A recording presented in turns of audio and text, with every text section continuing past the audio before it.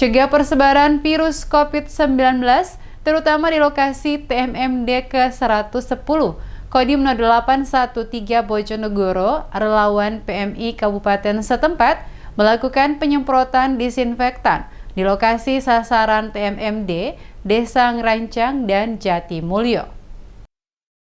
Wujud sinergitas antara TNI dengan PMI Bojonegoro dalam kegiatan penyemprotan lokasi sasaran TMMD di Desa Ngerancang dan Jatimulyo, Satgas turut membantu melakukan penyemprotan disinfektan.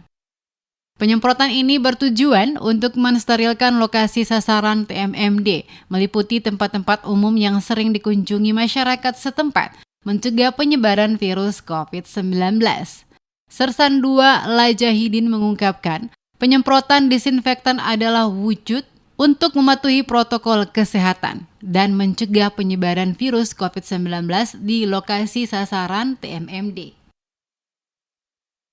Kegiatannya mendukung PMI melaksanakan penyemprotan di musola beserta masjid untuk melaksanakan protokol kesehatan mencegah virus corona.